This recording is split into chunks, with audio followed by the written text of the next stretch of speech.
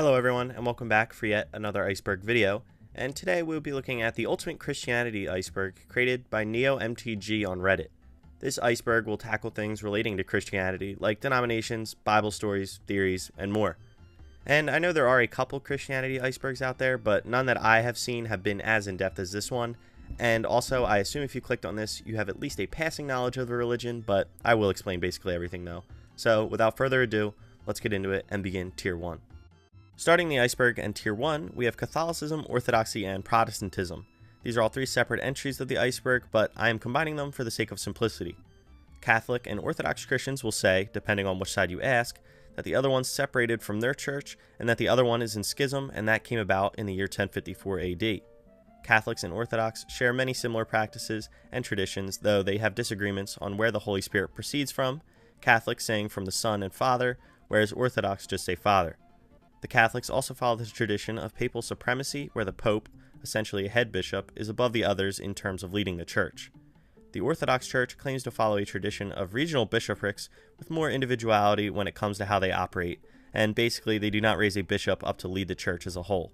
I'm sure those details are not perfect, but anyway, on to Protestants. Protestants emerged largely in the 1500s and mainly in Central and Northern Europe.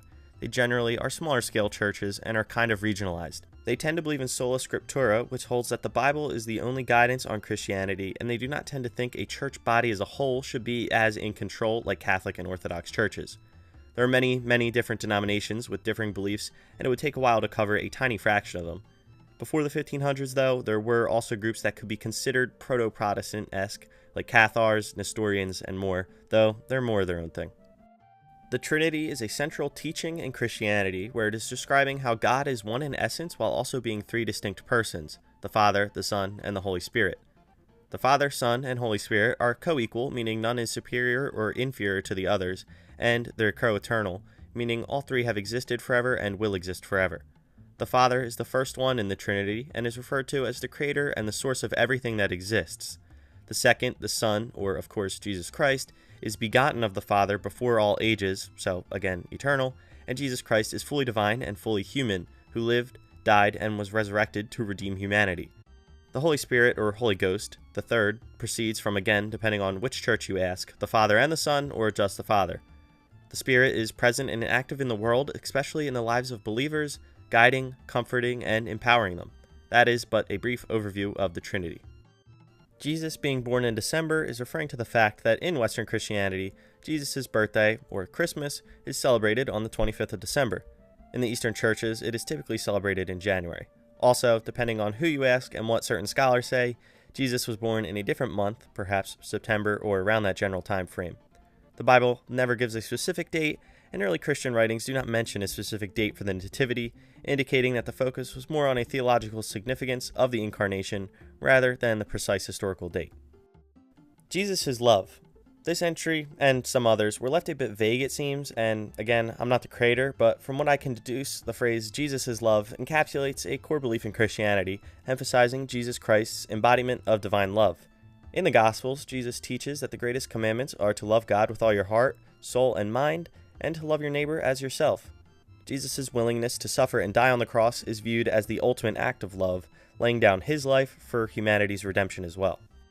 Anglicanism is a tradition within Christianity, mainly Protestantism, that originated in England and has since spread worldwide.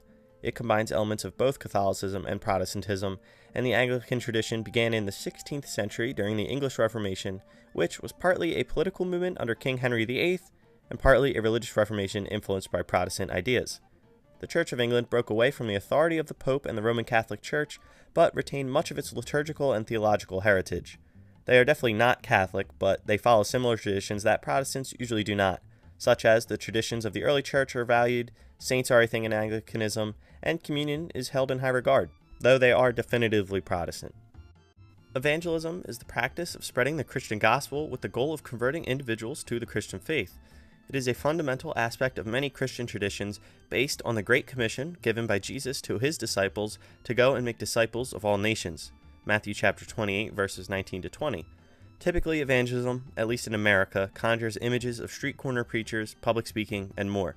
But, of course, evangelism is a thing in basically every main denomination, Catholics did it in the New World, Orthodox did it in Eastern Europe, and others have done it and continue to do it. The Shroud of Turin is a length of linen cloth bearing the negative image of Jesus Christ, who appears to have suffered physical trauma in a manner consistent with the crucifixion. It is one of the most studied and controversial artifacts in religious history, revered by some as the burial cloth of Jesus Christ, and scrutinized by others for its authenticity. The shroud's existence is definitively recorded in the 14th century in France, and it was first publicly displayed in the small town of Lorraine. Earlier references are debated, with some claiming the shroud was in Constantinople before the 13th century, and possibly even mentioned earlier in Christian writings. The shroud was transferred to the House of Savoy in the 15th century and moved to Turin, Italy in 1578, where it has remained since. It has been carbon dated, and debates of its authenticity have always existed. The Catholic Church has not formally declared the shroud to be the authentic burial cloth of Christ, but it supports its veneration as a symbol of Christ's suffering and resurrection. Trinity, like water, is an entry saying that to understand the Trinity, it can be compared to water. Water is a liquid, as a solid, and a gas. It's all still water, but just in differing states. That's really basically it, though I have also seen the Trinity compared to a clover, among other things that are used to explain it more easily, as it can be a tricky thing to explain sometimes. Alright, these next entries are going to be explained pretty quickly in one giant chunk, just because there's not too much to say on them, to be honest. First, Satan is ugly is, from what I can tell, talking about the stereotypical image of the devil in art, and oftentimes ugly and monstrous being representing the sin and suffering that he is thought to bring into the world. There are differing thoughts on Satan and common misconceptions, like if he really rules hell, if Satan and the devil are the same thing, the devil versus demons, and so on. Next, Jesus was black. There are some who say he was black, and I assume by that they mean he looked like a sub-Saharan African, and it comes from the book of Revelation, where it says he was burned bronze with wool and hair, though that could also be a symbolic description. Anyway, Jesus was born in the Levant before the Arab conquest of the area, so take from that what you will. Next, Jesus is the Son of God is saying that Jesus Christ is the Son of God the Father. Jesus was begotten of the Father, though Jesus was always eternal and therefore before everything as well. That is basically all as I described it in the Trinity entry as well. And lastly, for this quickfire round, Christianity is correct. I think you can all understand what that entry is saying. Next up, we have Adam and Eve. These two were the first two human beings as is told in the book of Genesis. Adam was created from the earth, and God blew life into him. Eve was then created from Adam's side so the two could be companions. They resided in the Garden of Eden, a paradise that had everything. They were given one command by God though, do not eat the fruit of the tree of the knowledge of good and evil. Then Satan, or the serpent, arrives and tempts Eve to eat of the tree, which she does, and which Adam later also does. This was the fall of man, and their eyes were opened. They realized their nakedness, they felt shame, and attempted to hide from God. As a result of their disobedience, they faced several consequences. They were expelled from the garden, women were forced to feel pain from childbirth, and Adam, and all subsequent man, was to toil and labor for food. Also implied in the story is death also entered the world for humans, and some view the story as literal, while some see it as symbolic. We will discuss that stuff further on down the iceberg though, but the story of Adam and Eve deals with things like free will and sin, and also the story exists within Judaism and Islam as well. All humans are good is an entry that needs a bit of nuance, I think. Before the fall of Adam and Eve, they did not sin or experience pain and suffering, and therefore humanity was perfect. After the fall and the introduction of sin, humanity was condemned to live a life with sin in it. The whole thing with Christianity and Jesus is that he came to redeem humanity by committing the ultimate sacrifice out of God's love, so that humanity was no longer held down by sin, and they had the option to follow God and join him in heaven. I do not think the entry is saying that they are all good, but that to follow God is good, and humans have the ability to choose good or evil. The world was made in 7 days recounts the story of creation in the book of Genesis, where God creates the world in 7 days, each day having its own thing created, and on the 7th day he rests. Some take it to mean a literal 7 days where there are 24 human hours, whereas some think it's not necessarily days as we think of it, but phases that took place over an unknowable amount of time. Ending tier 1 of the iceberg, we have the entry that Satan is in charge of hell. We talked about it a little bit in the quickfire round, but the idea that Satan is in charge of hell is a common misconception and does not align with traditional Christian theology or biblical teachings really. In the New Testament, hell is often described using terms like Gehenna in Matthew chapter 5 and the lake of fire in Revelation chapter 20. It is portrayed as a place of final judgment and punishment rather than a domain controlled by Satan. Traditional Christian teachings, including that of many denominations such as Roman Catholicism, Orthodoxy, and Protestantism, does not support the notion that Satan governs hell. Instead, hell is understood as a place of divine justice and punishment with God as the ultimate authority over all aspects of creation, including hell. In Dante Alighieri's Inferno, part of the Divine Comedy, Satan is depicted as residing in the lower part of hell, and this portrayal has influenced popular culture and literature, but is just a literary interpretation. That, along with Satan being the tempter who leads humans into sin and the accuser who opposes believers, is likely where the idea comes from. Ultimately, his role is more about opposing God's purposes on earth, rather than managing a hellish realm. Starting Tier 2, we have Plymouth Brethren, which I have never heard of before, honestly, and it's surprising that it's this high up in the iceberg, but it's still interesting nonetheless. The Plymouth Brethren are a Christian evangelical movement that emerged in the early 19th century in Britain. It was part of a broader revivalist movement seeking a return to what its founders saw as the simplicity and purity of early Christianity. The Plymouth Brethren reject formal clergy and hierarchical church structures. Instead, they emphasize a congregational form of governance, where leadership is exercised by elders and other members in a more informal and shared manner. Brethren generally hold to a literal interpretation of the Bible. They emphasize the authority of Scripture and often adhere to dispensationalist theology, which sees God's dealings with humanity as divided into different dispensations or periods.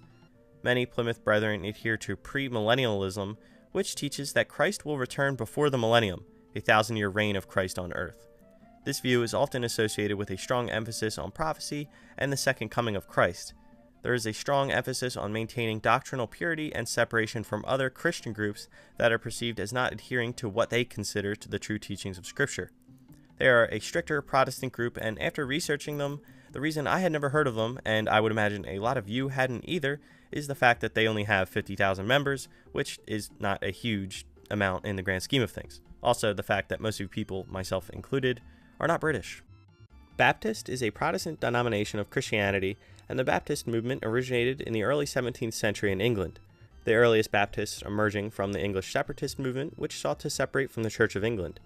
Baptists believe in baptism only for individuals who can personally profess faith in Jesus Christ, and this is often referred to as a believer's baptism, as opposed to infant baptism.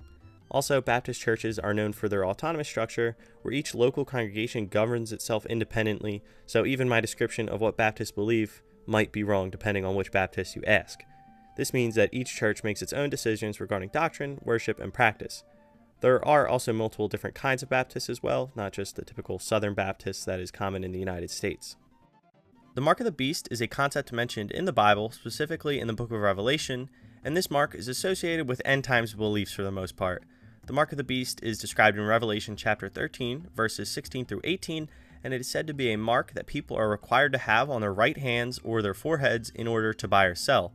The mark is linked to the number of the beast as well, which is 666, which is in Revelation chapter 13, and in modern times, some interpret this mark as a form of surveillance or control technology, such as microchips or biometric identifiers.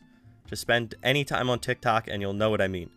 Some others view it as a symbolic thing where people with the mark are just essentially following evil, while some view it as representing Roman emperors like Nero, who was known to persecute Christians. But that's basically all for the mark. World equals 3,000 years old, which I think was meant to be 6,000, relates to some interpretations of the Bible, particularly those based on genealogical records. They may be thought to suggest a younger age of the earth. For instance, a literal reading of the Bible by figures such as James Ussher in the 17th century estimated that the earth was created around 4004 BC, roughly 6,000 years ago. There are also young earth creationists out there who think that the earth is perhaps even potentially younger. World is Flat is talking about how early Christians, like some people of their time, may have accepted a flat earth view based on limited scientific knowledge available. However, many early church fathers and theologians were aware of and accepted the idea of a spherical earth, influenced by Greek and Roman scientific thought. Mainstream Christian denominations, including Catholic, Orthodox, and Protestant churches, generally accept the scientific consensus that the earth is indeed spherical. Next up, we have Jesus was Jewish. Jesus was born to Mary and Joseph in Bethlehem, a town in Judea, and according to the New Testament, both Mary and Joseph were Jewish, and Jesus was raised in a Jewish household. Also, the Gospels trace his lineage as well, and there were notable Jewish people in the house of David. Jesus fulfilled the messianic prophecies that are in the Old Testament, and Jesus established a new covenant through his life, death, and resurrection, which they see as a continuation and fulfillment of the promises made in the Hebrew scriptures. So yeah, Jesus was ethnically Jewish. The term Jehovah is a transliteration of the Tetragrammaton, YHWH, which is the four-letter Hebrew name for God used in the Old Testament. The term Jehovah originated in the 16th century, or a bit before that, from early attempts to vocalize the Tetragrammaton. It combines the consonants YHWH with the vowel sounds from the Latin word Adonai, another name for God used in Jewish prayer, to create a pronunciation that kind of, not really, approximates Old Hebrew. Later, way down the iceberg, we will discuss Judaism and not saying the name of God, but Yahweh is an even more modern way of trying to pronounce the Tetragrammaton. The term is notably also used by Jehovah's Witnesses, who use it prominently in their religious practice as well. The First Council of Nicaea, convened in 325 AD, was convened by Emperor Constantine the Great, who sought to address theological disputes within the Christian community and establish a unified doctrine. A primary issue was the Arian controversy, which involved debates about the nature of Jesus Christ and his relationship to God the Father. Arius, a presbyter or priest from Alexandria, argued that Jesus was a created being and not fully divine, which was opposed by many church leaders. The council produced the Nicene Creed, a statement of Christian faith that affirms the divinity of Jesus Christ. The creed includes the phrase, true God from true God, rejecting the Arian view and affirming that Jesus is the same essence as the Father. It addressed other smaller things, and regarding the doctrine thing, it did not finalize biblical canon, but even before that, most of the biblical canon was mostly decided on. Relating to the Council of Nicaea, we have the Nicene Creed, and the Nicene Creed affirms the doctrine of the Trinity, declaring that God is one in three persons, Father, Son, and Holy Spirit. It declares belief in one holy, Catholic, which means universal, and apostolic church. Recognizing the importance of the church in Christian life, the Creed continues to be a central element of Christian liturgical practice. In Rye, the words typically seen at the top of the crucifix with Jesus comes from Latin, and the full Latin inscription, which I'm probably going to butcher, is Jesus Nazarenus Rex Iudiorum, which translates to Jesus of Nazareth, King of the Jews, and the first letter of each word in Latin makes the in Rye. The inscription is mentioned in the New Testament, specifically in the Gospels, and according to the accounts, the inscription was written by the Roman governor Pontius Pilate and placed above Jesus on the cross as a charge against him. It was a common thing for Romans to state the charge and place it above the crucified person. For Christians, the inscription is seen as a recognition of Jesus' true identity, and it symbolizes Jesus' role as the Messiah and King in Christian theology. Hell is full of fire and pain is the typical image one thinks of when they imagine hell. In Matthew chapter 13, verses 40 through 42, Jesus speaks of a fiery furnace where the wicked will be thrown. He describes it as a place of weeping and gnashing of teeth. In Mark chapter 9, verses 43 through 48, it describes hell, or Gehenna, as a place where the fire never goes out, emphasizing the perpetual nature of its suffering. The term Gehenna is derived from a valley near Jerusalem, which was associated with child sacrifice, which we will talk about eventually, and the book of Revelation describes a lake of fire as the final destination for the devil or the beast as well. Paul, also known as the Apostle Paul and Saint Paul, is a central figure in Christianity. Paul was born as Saul of Tarsus around the 1st century AD, and he was a Roman citizen and a Jew of the tribe of Benjamin. He was educated as a Pharisee under the renowned teacher Gamaliel and was knowledgeable in Jewish law and scriptures, and initially Paul was a zealous persecutor of Christians, believing that the followers of Jesus were heretical. According to Acts chapter 9, verses 1 through 19, Paul experienced a dramatic conversion on the road to Damascus. He saw a vision of Jesus, which led to his conversion to Christianity and a new mission as an apostle. Paul, who became an avid traveler preaching the gospel and establishing Christian communities, authored several epistles or letters that are part of the New Testament. These include Romans, 1st and 2nd Corinthians, Galatians, Ephesians, Philippians, Colossians, 1st and 2nd Thessalonians, 1st and 2nd Timothy, Titus, and Philemon. Paul faced multiple imprisonments and trials due to his preaching, where he was eventually imprisoned in Rome and then later martyred for the faith and beheaded under Nero's reign, sometime around 64 to 68 AD. The Dead Sea Scrolls are a collection of ancient Jewish texts discovered between 1947 and 1956 in caves near the Dead Sea, primarily in the Qumran region of the West Bank. These texts are of immense historical, religious, and scholarly significance, and the first Dead Sea Scrolls were discovered by a Bedouin shepherd named Muhammad Eda Dihib in a cave near the Dead Sea. Texts were found in caves near the archaeological site of Qumran, which was inhabited by a Jewish sect traditionally believed to be the Essenes from the 2nd century BC to the 1st century AD.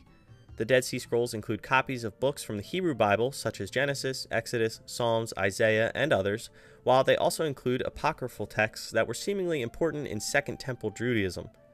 Examples include the Book of Enoch, the Book of Jubilees, and the Damascus document.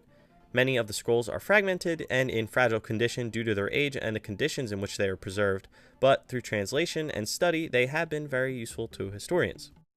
Gnosticism is a term used to describe a diverse set of ancient religious and philosophical movements that emerged in the early centuries AD, particularly during the 2nd and 3rd centuries. Gnosticism is characterized by its emphasis on gnosis, or esoteric knowledge, as the path to spiritual enlightenment and salvation. Gnostic systems often feature a dualistic worldview, contrasting the spiritual realm, considered good, with the material world, considered flawed or evil. The material world is often viewed as a creation of a lesser deity or the result of a cosmic error. Gnosticism emerged in a context of religious and philosophical syncretism, drawing from various traditions including Platonic philosophy, Jewish mysticism, and Eastern religions, and even some Christianity. Gnosticism often intersected with early Christianity, leading to debates and conflicts over theological issues. Some Gnostic groups claim to possess hidden knowledge about Jesus and his teachings, and also online, if you hear of the Gospel of Thomas or of Mary Magdalene or of others, those are Gnostic texts. It's not accepted in Christianity, and also my overview is very brief, but Gnostic belief system, it's pretty wild, I'm not going to lie. I still don't understand it. Jesus was buried on Friday is based on the biblical accounts of his crucifixion and burial, as well as the Jewish customs of the time. Mark chapter 15 verses 40 through 47 describe Jesus' crucifixion and burial, and according to Matthew, Mark, Luke, and John, Jesus was crucified on the day of preparation, Friday, which is the day before the Sabbath. Jewish law required that bodies be buried before sundown on the day of preparation, which is Friday in this context, and that is why Jesus' burial took place quickly after his death. This Friday is, of course, Good Friday, and the Sunday after that is, of course, Easter, where Jesus' resurrection is celebrated. Ending Tier 2, we have the disciples did not write the Bible, but I assume the creator of this iceberg meant the four syncretic Gospels of Matthew, Mark, Luke, and John. Some scholars argue that the Gospels attributed to Matthew and John may not have been written by these disciples, but rather by followers of their teachings or communities associated with them. The Gospels of Mark and Luke are considered by some scholars to have been written by individuals who were not direct eyewitnesses of Jesus' ministry, but who had access to some other sources and traditions. And despite debates over authorship, the Gospels remain central to Christian faith and are valued for their teachings and historical insights. Starting Tier 3, we have that the world is square. As was previously said, most people did not believe the earth was flat, so therefore it follows that they wouldn't believe it was a square either. And it could only really come from Revelation chapter 7, verse 1, which states, "After this I saw 4 angels standing at the 4 corners of the earth." But of course, this phrase is often understood as symbolic, reflecting the perception of the world in terms of cardinal directions rather than a literal geometric shape. That's really all. I don't think the world is a cube or a square, but maybe you do. That's pretty cool if you do, I guess. Genesis is mythological, refers to a belief that some of its content, particularly the creation accounts and early human stories, can be considered mythological in the sense that they use symbolic and allegorical language to convey deeper truths. Many Christians view Genesis as divinely inspired scripture, which means that while it uses mythological and symbolic language, it is believed to convey real and important spiritual truths about God, creation, and humanity. For example, Catholics think the primary focus is on the theological and spiritual messages rather than strictly literal historic details. Abram, later named Abraham, is a central figure in the Old Testament and is recognized as a key patriarch in the Christian tradition, also the other Abrahamic faiths as well. Abram was born in Ur of the Chaldeans, which is in present-day Iraq, and later moved to Haran in present-day Turkey. He is introduced in the book of Genesis, specifically Genesis chapter 11, verses 26 through 32, as a member of a prominent family. In Genesis chapter 12, God makes a covenant with Abram, promising to make him a great nation, bless him, and to make his name great. Abram travels to Canaan, the land promised by God, and his faith and obedience are highlighted as he leaves his familiar surroundings and trust of God's promise, and Abram's faith is tested multiple times, like the incident where he and his wife Sarai, later Sarah, go to Egypt due to famine. In Genesis chapter 17, God establishes a covenant with Abram, changing his name to Abraham, which means father of many nations, and instituting a practice of circumcision as a sign of the covenant. This chapter also includes the promise of a son, Isaac, through whom the covenant will be fulfilled, and regarding Isaac, the most popular story about Abraham is where he was told to sacrifice his son Isaac, but God told him to stop just before he was about to. The story demonstrating unwavering faith. Cherubim and seraphim are two distinct types of angelic beings mentioned in the Bible, each with specific roles and characteristics. Cherubim are first mentioned in the Garden of Eden, where they are placed by God to guard the way to the tree of life after Adam and Eve are expelled. Commonly, they are thought to be the baby-looking angels, but really the only descriptions mention wings and the heads of an ox, human, lion, and an eagle. In the construction of the Ark of the Covenant, cherubim are described as being part of the design, with their wings overshadowing the mercy seat. Seraphim are primarily depicted as beings of worship and adoration, constantly praising God and declaring His holiness. In Isaiah's vision of the heavenly throne room, they have 6 wings, 2 covering their faces, 2 covering their feet, and 2 used for flying. They continuously praise God, proclaiming, "Holy, holy, holy is the Lord Almighty." There are also 7 other types of angels, and we will discuss some of them as we go further down, but I'll link a Wendigo video as well where he describes all 9 types. The next entry is King David did not exist. According to the Bible, King David was the second king of Israel, succeeding Saul, and is known for uniting the Israelite tribes, establishing Jerusalem as the capital, and being an ancestor of Jesus Christ. His story is detailed in the books of 1st and 2nd Samuel and 1st Chronicles. These texts describe his rise from a shepherd boy to a king, his military exploits, and his role in establishing a dynasty. The Bible describes a divine covenant with David, promising that his descendants would rule Israel forever.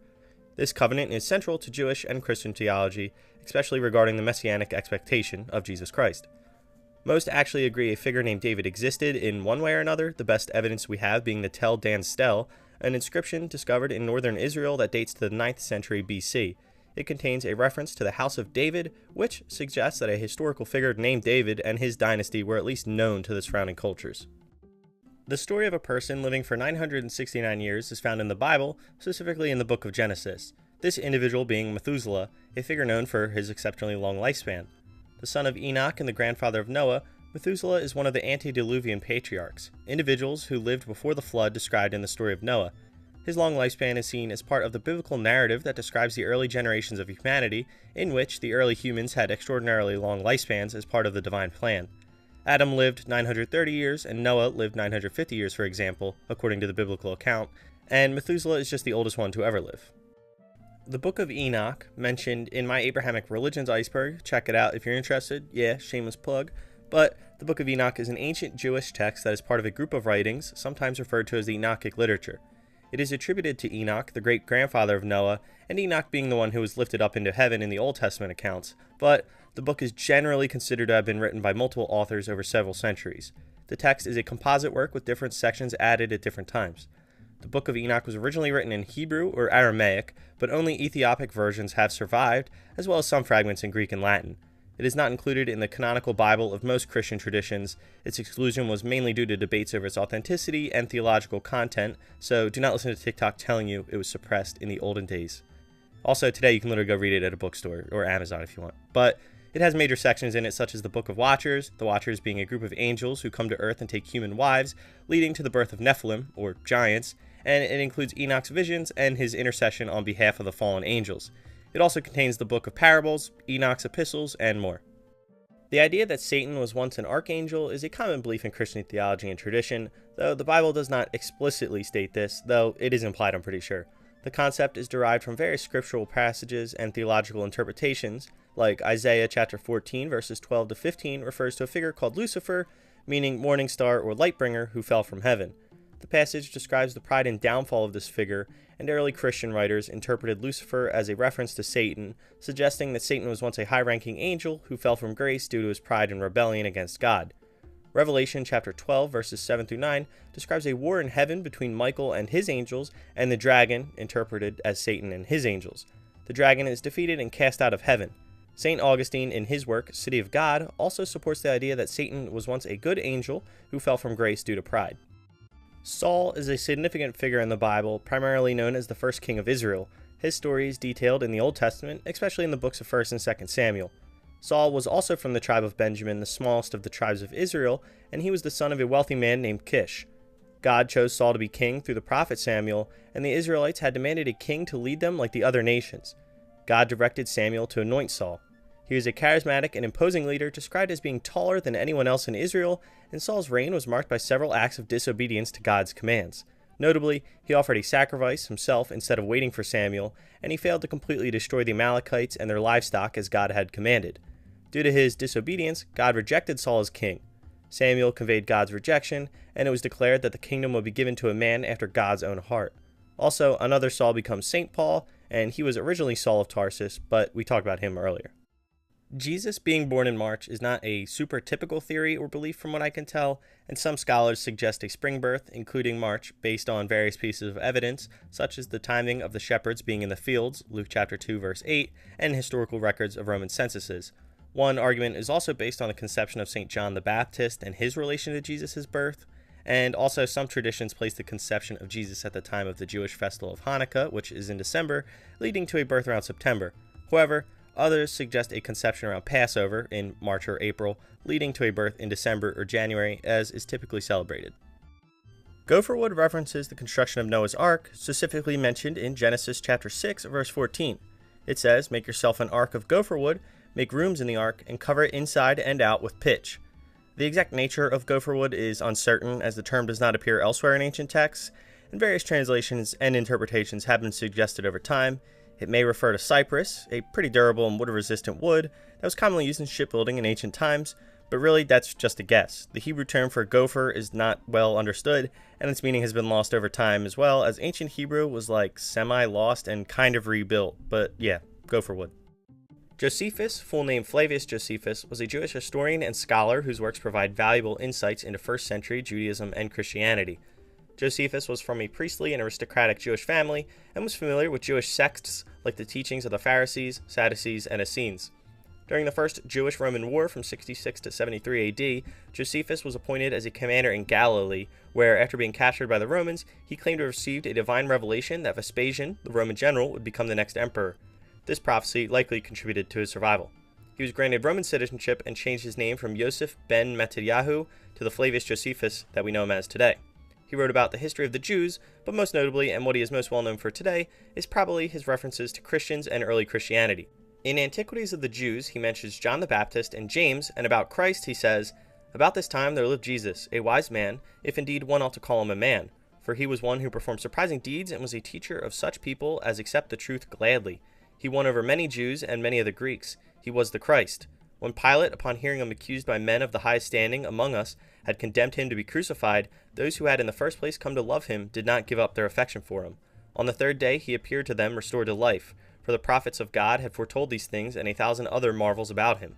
And the tribe of the Christians, so called after him, has still to this day not disappeared."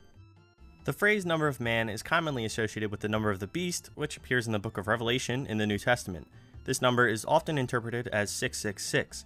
The relevant passage is Revelation chapter 13, verse 18, and it says, "This calls for wisdom. Let the one who has the understanding calculate the number of the beast, for it is the number of a man, and his number is 666.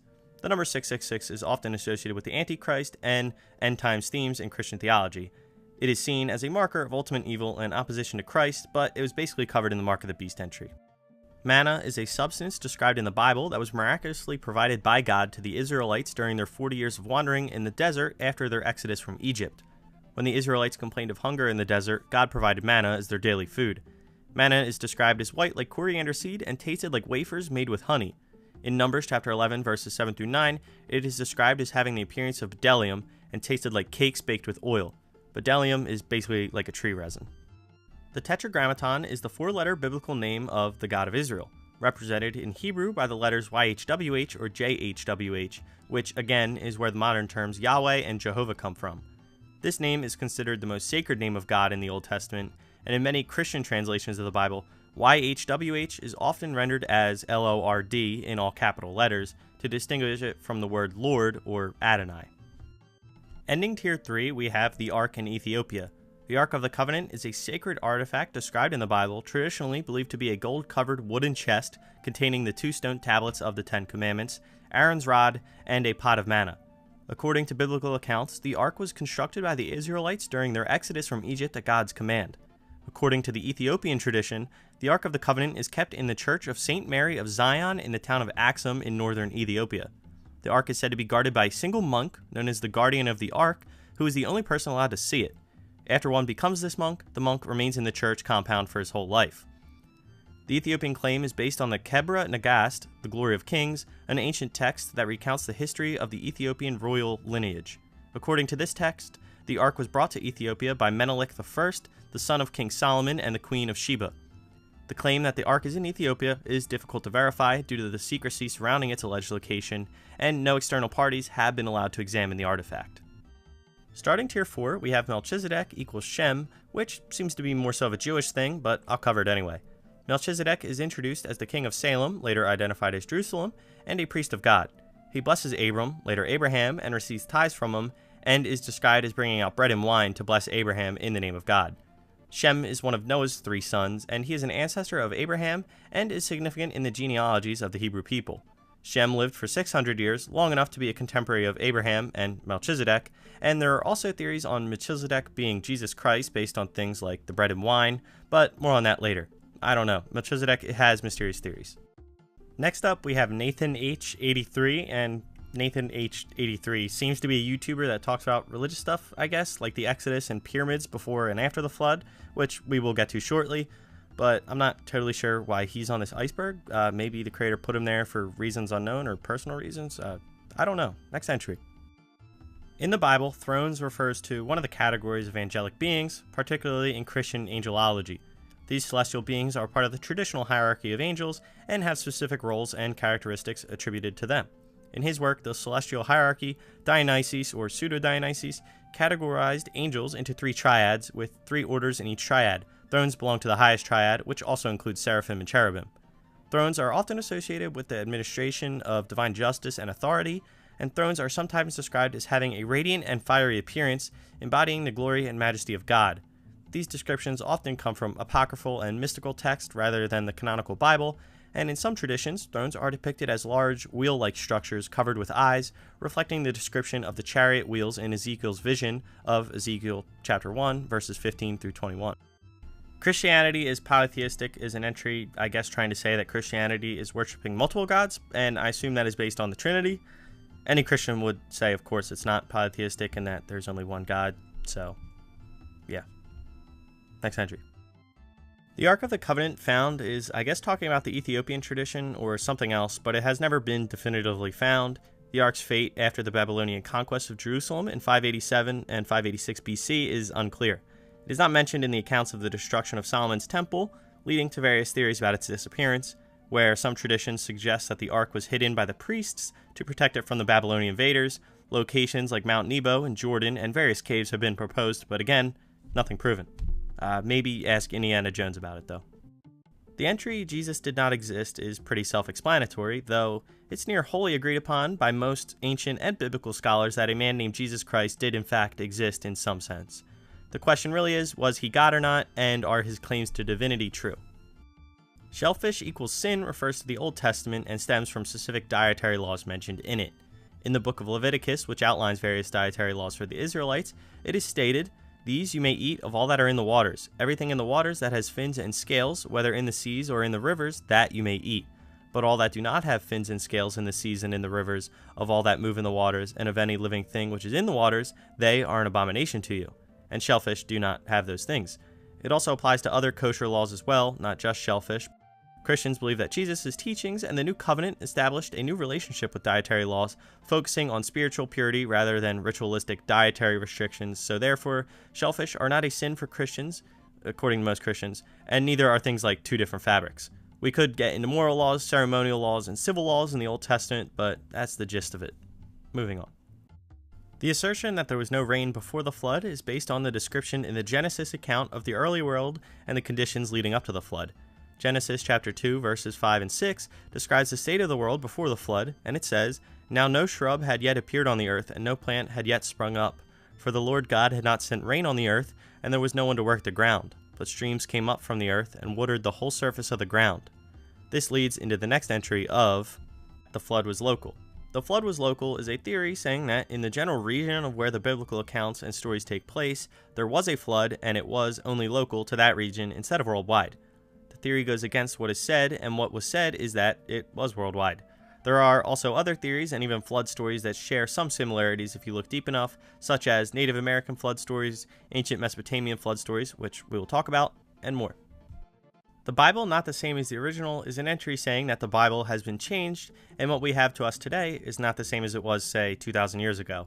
I'm not sure if the entry is talking about the Old Testament, which was composed over vastly more time than the New, or the New Testament and translations perhaps. We have manuscripts today though, like portions of the Dead Sea Scrolls and more, which can be looked back upon to compare the two. The Old Testament originally being written in Hebrew or Aramaic, and the New first being written in Greek. The belief that Jesus was buried on Thursday rather than Friday is a minority view and is not widely accepted within most mainstream Christian traditions. Most Christian traditions observe Good Friday, which commemorates the crucifixion and burial of Jesus on the Friday before Easter. According to the Gospels, Jesus was crucified on this day and buried before the Sabbath began at sundown. Jesus, and after his crucifixion, it was said he would be in the heart of the earth for 3 days and 3 nights, and that is traditionally understood to mean a period spanning parts of 3 days. Some proponents of the Thursday theory argue that a literal 72-hour period, 3 full days and nights, would be more consistent with Jesus' prediction. They suggest that Jesus was crucified on Thursday and buried before the Sabbath began at sundown on Thursday. But yeah, that is legit the entire theory. It's just some who think the text should be interpreted differently and literally. Next up, we have Heber equals Hebrew. The term Heber and Hebrew are related but refer to differing concepts. Heber is a name found in the Bible, and there are a couple of individuals with this name, like Heber the Kenite, a member of the Kenite tribe mentioned in Judges, and Heber, son of Salah, an ancestor of the Hebrews mentioned in Genesis chapter 10, verse 24, and 1 Chronicles chapter 1, verse 18. He is considered a great-grandson of Noah and an ancestor of Abraham. Both Heber and Hebrew come from the same Semitic root ultimately, but just refer to names or groups of people and are just a bit different. Ichthys is a Greek word meaning fish, and in Christian tradition it has a special significance as an acronym and symbol. The word Ichthys is an acronym in Greek, standing for Jesus Christ, Son of God, Savior. Early Christians used the Ichthys symbol as a secret sign to identify themselves to each other during times of persecution, and that's really just it. Just drive around for a while, and I'm sure you're going to see it on bumper stickers on cars. Ending Tier 4, we have Moses' sin. The most notable instance of Moses' sin is described in the book of Numbers, and the incident occurs when the Israelites are in the wilderness and facing a lack of water. The people complain to Moses and Aaron about their plight, and God instructs Moses to speak to a rock to bring forth water. But Moses, in frustration, strikes the rock twice with his staff instead of speaking to it, and Moses' action of striking the rock instead of speaking to it is seen as an act of disobedience to God's specific command. As a result of this act of disobedience, God tells Moses and Aaron that they will not lead the Israelites into the promised land. They will die in the wilderness, and it will be Joshua who will lead the people into Canaan. Starting Tier 5, we have biblically accurate angels. Typically, angels are imagined to be cute little babies with wings or like a human, which some are described as, but this is more so referring to other depictions like the cherubim and seraphim and thrones that we talked about earlier. These angels are imagined to be more scary, and they often instill a type of fear into who they appear to, saying things to calm the people down like, "Be not afraid." But as there are multiple kinds of angels, they do have differences between them, of course, too. Revelation is metaphorical is exactly what it says, that the book of Revelation is a metaphor. The book of Revelation, the final book of the New Testament, is a complex and very symbolic text that has been interpreted in various ways throughout Christian history. While some view it as a literal account of future events, many interpret it metaphorically or allegorically. Revelation is filled with vivid symbols such as the 7 seals, the 7 trumpets, the beast, the dragon, and the New Jerusalem. Also, the use of numbers like 7, 12, 144,000, and so on, and colors in Revelation often carry symbolic meanings rather than literal significance too. For example, the number 7 is frequently associated with completeness or perfection, but yeah, Revelation metaphorical. The disciples wrote the Bible is the exact opposite of the previous entry up above on the iceberg saying that they did not. The traditional and usual view maintains that the disciples or their close associates wrote the books attributed to them, but there are again some that say things like Paul's epistles and the 4 Gospels may not have necessarily been written by the people who they are often attributed to. Jesus never said he was God is, I guess, a claim or argument made by some that Jesus Christ never actually said he was God. The New Testament contains several statements and actions by Jesus that have been understood by Christians as a claim to divinity, even if Jesus did not use the exact phrase, quote, "I am God." In the book of John, in multiple spots, there are claims to divinity such as "I and the Father are one," John chapter 10, verse 30, and probably most famously, "Before Abraham was, I am," John chapter 8, verse 58. Here, Jesus uses the phrase "I am," which echoes God's self-identification in Exodus chapter 3, verse 14 of "I am who I am." The Jewish audience's reaction, attempting to stone him for blasphemy, indicates that they understood this as a claim to divinity. There are also a few more in John, but even not in John, like Mark and Luke, the Jews are questioning why Jesus can forgive sins, as that is only for God to do. Things like the First Council of Nicaea were also held to cement into canon that Jesus Christ was of the same essence as the Father, and basically said and confirmed that he was God. I assume 200 to 400 is referencing years and not things stated in the Bible, but if I'm wrong, please let me know. The years from 200 to 400 AD saw really the beginnings of the early church as a body, and many significant events took place that helped make Christianity into what it is today. Things like the Muratorian fragment from around the year 200 show what the early church was establishing as canon, and just over 100 years after that, we have things like the Council of Nicaea. There were also other very significant things in that time, like the Roman Empire officially switching the state religion over to Christianity by the end of the 4th century. These years really saw the religion take a huge hold and spread across a lot of the known world, from Europe to Asia and to Africa as well. The entry Amenhotep refers to what I assume are Amenhotep II through the 4th really, and Amenhotep II and his reign is considered within the time frame when the Exodus might have occurred if it is dated earlier than traditionally thought, but there is no definitive evidence linking him to the biblical narrative, so that's really it for him. Amenhotep III's reign is sometimes speculated to have occurred around or at the same time of the period of the Judges, but that's all for him, and Amenhotep IV, or Akhenaten, is where this entry is probably most focused. Akhenaten deviated from the typical polytheistic religion of ancient Egypt and instituted a monotheistic religion dedicated to worshiping the sun. There are theories that he was the inspiration for what was to ultimately become Christianity, though the evidence is flimsy at best there, and there are also claims that one of the previous Amenhoteps could have been Moses as well. A bit more is talked about it in relation to those in my Abrahamic Religions Iceberg, and it's more so related to Judaism. Samson was not good. The biblical character Samson, a judge of Israel, is a complex figure, and interpretations of his character and actions vary widely. While Samson is traditionally viewed as a hero who delivered Israel from Philistine oppression, some scholars and readers will argue that his actions and character traits suggest a more ambiguous or even a negative portrayal. Samson's desire to marry a Philistine woman, Judges chapter 14 verses 1 through 4, was against his parents' wishes and Israelite law, which discouraged intermarriage with non-Israelites. Also, Samson visited a prostitute in Gaza in Judges chapter 16 verse 1 and had a relationship with Delilah, a Philistine woman. He also killed a lion with his bare hands and used the jawbone of a donkey to kill 1,000 Philistines, and he set fire to fields by using foxes to carry flames, and destroyed himself while also destroying the Philistine temple and other people. His character, like so many other biblical characters, is not just a one-sided thing. He is a complex character with flaws and imperfections. Number of God refers to numbers that are significant in the Bible, like the number 3 and the Trinity, for example, the number 7 with 7 days, and 7 reappearing many times in the book of Revelation, the number 12 like the tribes of Israel, the apostles, and in Revelation 2, and the number 40 with the years of the desert wanderings, the flood, and the days Jesus spent fasting. Though the number 777 seems to be the most agreed upon number of God from what I could tell from my research. The theory that Moses was not a real historical figure is one of several scholarly perspectives that question the historicity of biblical characters and events. There is no direct archaeological evidence to confirm the specific events of Moses' life, such as the Exodus or the wanderings in the desert. Some scholars argue that the biblical account contains anachronisms or historical inaccuracies that suggest the story was written or compiled during a later period than traditionally believed. The documentary hypothesis proposes that the Torah, the first 5 books of the Bible, was compiled from multiple sources over centuries. According to this view, the stories of Moses might have been shaped and altered by different writers and editors, making it difficult to separate historical fact from religious and literary embellishment. But the story of Moses holds deep theological and symbolic significance for Christianity, Judaism, and Islam. For believers, the story's importance often transcends historical verification, focusing instead on its spiritual and moral teachings.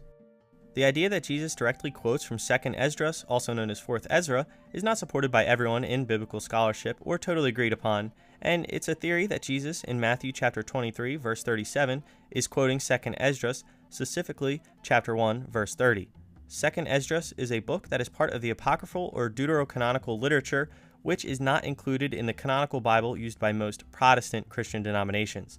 It is considered part of the apocalyptic literature and was written in the late 1st century AD, during or right after the time of Jesus. 2nd Esdras is a Jewish apocalyptic text that deals with themes such as end of times, divine justice, and the restoration of Israel. This book is not included in the Jewish Tanakh, or the first 5 books of the Old Testament, or many Protestant Bibles.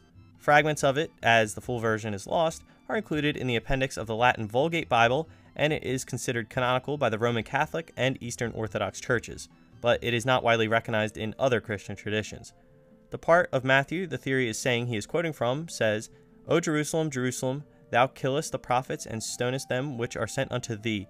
How often would I have gathered thy children together, even as a hen gathereth her chickens under her wings, and ye would not." And the words from 2nd Esdras are, "I gathered you as a hen gathers her chicks under her wings. But now, what shall I do to you? I will cast you out of my presence." Is Jesus quoting it? Let me know what you all think. Also, I should just mention the Protestant Bible has 66 books, whereas the Catholic has 73. Differing Orthodox churches also have more as well, in sometimes differing numbers. The concept of the lost tribes of Israel refers to the 10 tribes of the northern kingdom of Israel that were said to have been dispersed or lost following the Assyrian conquest of Israel in 722 BC. The 10 tribes are Reuben, Simeon, Ephraim, Manasseh, Issachar, Zebulun, Naphtali, Gad, Asher, and Dan. After the death of King Solomon, the United Kingdom of Israel was divided into 2 kingdoms, the northern kingdom of Israel, comprising 10 tribes, and the southern kingdom of Judah, comprising the tribes of Judah and Benjamin, along with some Levites. In the book of Kings and Chronicles, it refers to the fall of the northern kingdom and the scattering of its people. The tribe of Judah, on the other hand, remained in the southern kingdom and later returned from Babylonian exile. Some theories suggest that the lost tribes migrated to distant regions, such as Africa, Asia, or, even the Americas, and others propose that the tribes were absorbed into other cultures and lost their distinct identity. Certain religious and messianic movements have speculated about the eventual return or identification of the lost tribes. Abraham's bosom is a term found in the New Testament, specifically in the Gospel of Luke, and it has various interpretations within Christian theology. The term appears in the context of the parable of the rich man and Lazarus in Luke. The time came when the beggar died, and the angels carried him to Abraham's bosom. The rich man also died and was buried. Early Christians understood Abraham's bosom as a place of rest for the righteous prior to the resurrection of Jesus. It was thought to be part of the underworld where the faithful awaited Christ's redemptive work, though still there are differing interpretations on what it actually refers to. The concept of a 7-day creation period in Genesis is derived from the traditional interpretation of the Hebrew text in the Bible. However, some scholars argue that the translation and understanding of the 7 days of creation might be more complex than a literal 7-day period. Some scholars and theologians argue that the term for a day in Old Hebrew, yom, could be understood as a symbolic or metaphorical period of time rather than a literal 24-hour day. It just falls back to whether to take that part of Genesis as symbolic or literal. Noah equals Gilgamesh is certainly an interesting theory, and the theory that Noah from the Bible is equivalent to Gilgamesh from the Mesopotamian tradition is based on the similarities between the biblical flood narrative and the Sumerian/Babylonian flood myths, particularly the Epic of Gilgamesh. The Epic of Gilgamesh is an ancient Mesopotamian epic poem that includes a flood narrative in which the hero, Utnapishtim, is warned by the god Ea to build a boat to survive a great flood sent by the gods to destroy humanity. Sort of sounds similar or has some parallels to the biblical account of Noah building a boat after being told by God to. I don't know if the entry is saying that they are the exact same person, or rather that it shares some common ancestry. It doesn't specify. Ending Tier 5, we have carry chairs to impress, which refers to a joke that boys in church groups would pick up as many chairs as possible to show how strong they are to impress the ladies. That's it. It's just a joke entry, but I like it. Starting Tier 6, we have Satan is beautiful. This contrasts the entry saying Satan is ugly, and is saying that Satan the tempter is actually extremely alluring to people, and to be super alluring, he would naturally be attractive to humans. There are many verses in the Bible that can allude to him being beautiful, but probably the most notable is from 2 Corinthians chapter 11, verse 14. It says, "And no wonder, for Satan himself masquerades as an angel of light." Satan being attractive symbolizes the seductive nature that evil things can have. Pyramids before the flood is talking about, of course, the Egyptian pyramids, which are commonly dated to around approximately 2570 BC, which will put them way after the flood stories are dated to, which is around 10,000 BC. But here, the pyramids are claimed to be much, much older, and some historians and theorists propose that ancient civilizations, including those that built the pyramids, existed before the biblical flood. They often suggest that traditional dating of ancient structures is wrong and incorrect, and that advanced civilizations existed much earlier than mainstream archaeology suggests. So this is really more of a how old the pyramids truly are theory, rather than where the flood story is traditionally dated. Jesus in the Old Testament is a subject of significant interest in Christian theology. Christians believe that the Old Testament contains various foreshadowings, types, or prophecies that point to the coming of Jesus Christ. For just one example, in Isaiah chapter 7, verse 14, it says, "Therefore the Lord himself will give you a sign. The virgin will conceive and give birth to a son, and will call him Emmanuel." Christians see this prophecy as a foretelling of the virgin birth of Jesus, with Emmanuel meaning God with us. In Deuteronomy chapter 18, verse 15, it says, "The Lord your God will raise up for you a prophet like me from among you, from your fellow Israelites. You must listen to him." This is seen as a prophecy about Jesus being a prophet like Moses, and there are multiple more references as well.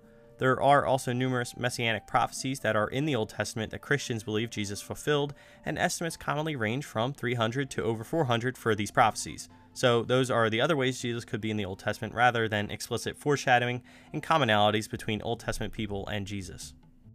Isaiah chapter 53 also builds on the last entry kind of, and it's one of the most significant chapters in the Old Testament, particularly for Christians who see it as a detailed prophecy about the suffering and redemptive work of Jesus Christ. The chapter has 12 verses, but they are all important. But verse 1, for example, says, "Who has believed our message, and to whom has the arm of the Lord been revealed?" This verse, and actually the entire chapter, is often seen as highlighting the disbelief that would greet the Messiah. Despite clear signs and miracles, many would not recognize or accept Jesus, which, the Gospels document that pretty well. Verse 5 says, "But he was pierced for our transgressions, he was crushed for our iniquities. The punishment that brought us peace was on him, and by his wounds we are healed." This verse is seen as directly pointing to the crucifixion of Jesus, where he was pierced and wounded for the sins of humanity, bringing spiritual healing and peace. Those are just a couple of the verses, but they all have to deal with tellings of what Jesus would be like. And also, this chapter is often considered forbidden to be read in Judaism, and it's not anymore part of the Tanakh and was taken out. Q refers to the Q source or the Quell source, and it's a hypothetical written collection of Jesus' sayings believed to be used by the Gospel writers of Matthew and Luke. The Synoptic Gospels, Matthew, Mark, and Luke, share many similarities in structure, content, and wording, leading some to believe that they are interrelated. This hypothesis suggests that both Matthew and Luke independently used two main sources, the Gospel of Mark and a second source, Q. Mark is considered the earliest gospel, and its content is said to be found in both Matthew and Luke. The Q source is believed to primarily contain sayings of Jesus rather than narrative content, and also no source has ever been found, and this is all hypothetical. It was also mentioned on my Abrahamic Faiths Iceberg as well. The cross was a T refers to the cross that Christ was crucified on, and it says that is not the typical lowercase looking T that many think of, but that it was more so of an uppercase or capital T. The Romans used various shapes for crosses depending on the crime and the status of the person being crucified, and unsurprisingly, the T-shaped cross was one of them. Early Christian descriptions and artifacts also indicate different representations. The shape of the cross, while historically interesting, does not change its profound theological significance in the Christian faith, though. Jesus is historical fact. A majority of scholars would agree that at the very least a man lived 2,000 years ago that was named Jesus Christ, and that he was crucified. There are accounts to help bolster the claims, such as mentions from the Roman historian Tacitus, where he refers to Christus, or Christ, who suffered under Pontius Pilate during the reign of Tiberius, and Josephus, a Jewish historian who we mentioned earlier, and his work, Antiquities of the Jews. Pliny the Younger, around 80 years after Christ, mentions people worshiping him as God, and many other early church fathers helped to provide insight on the historical Jesus.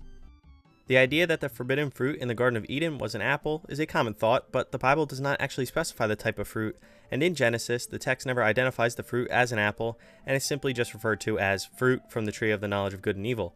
The Latin word for apple is malus, which is also the word for evil, and this linguistic coincidence probably is the reason that the fruit is commonly thought to be an apple, but some early traditions suggest that the fruit may have been a fig due to Adam and Eve using fig leaves to cover themselves after realizing their nakedness, while others speculate that it could have been any fruit from a pomegranate to even grapes.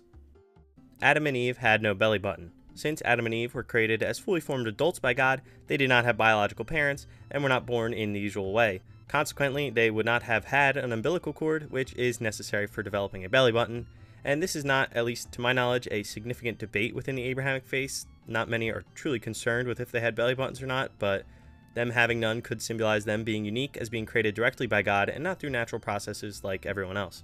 But if it's a serious argument, please let me know. I've never heard it before in my life, though.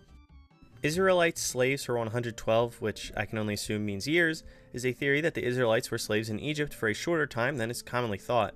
I could not find anything specific related to the number 112, and the Bible only mentions two key numbers related to the Israelites' time in Egypt, and it says 400 years of mistreatment and 430 years of dwelling in the land. The precise period of enslavement is not explicitly stated, and the numbers are subject to various interpretations, but the traditional understanding often includes the entire period of their stay in Egypt, encompassing both their peaceful settlement and the later period of enslavement. So, if you people know anything about the 112, please let me know. The concept of achieving heaven through works versus faith is a significant theological debate within Christianity.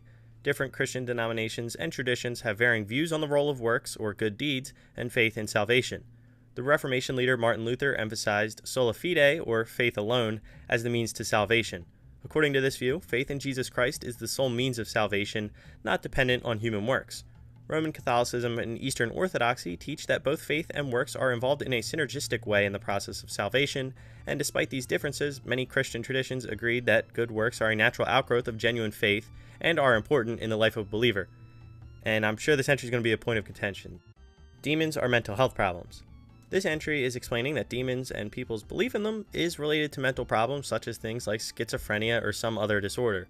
It's a more modern theory that could also attempt to explain why the concept of demons is a thing in the first place, and that's really all. It's a New Age spirituality type thing. The belief that Mary, the Mother of God, remained a virgin for her entire life is a doctrine held by certain Christian traditions. This belief is known as the perpetual virginity of Mary, and this doctrine of Mary asserts that Mary was a virgin before, during, and after the birth of Jesus Christ. According to this belief, Mary remained a virgin throughout her life, and this teaching emphasizes Mary's purity and special role in salvation history. Early Christian writers such as St. Augustine and St. Jerome supported the idea of Mary's perpetual virginity, and they argued that it was a way to honor her unique role as the mother of Jesus, and in 553 AD, at the Council of Constantinople, this council affirmed the doctrine of Mary's perpetual virginity. It was further endorsed by various church councils and theologians throughout history, and Catholic and Orthodox Christians believe in the perpetual virginity of Mary, whereas it is more of a Protestant thing to not believe in this. Satan goes to hell. In the Bible, Satan is described as being active and roaming the earth.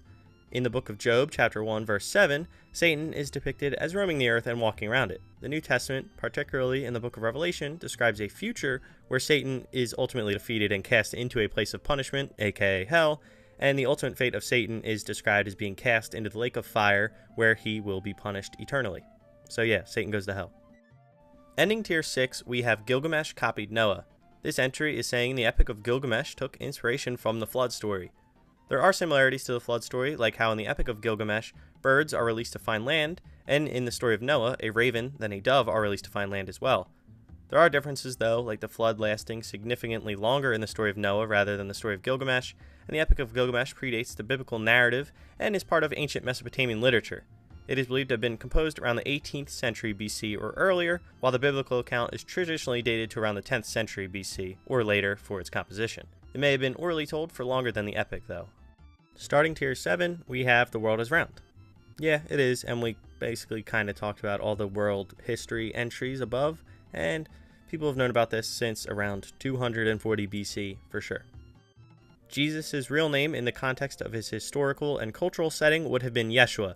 The name Yeshua is the Hebrew version of the name Jesus, and it's derived from the Hebrew root word Yasha, which means to save or to deliver. Thus, Yeshua can be translated sort of as Yahweh saves us or Yahweh is salvation.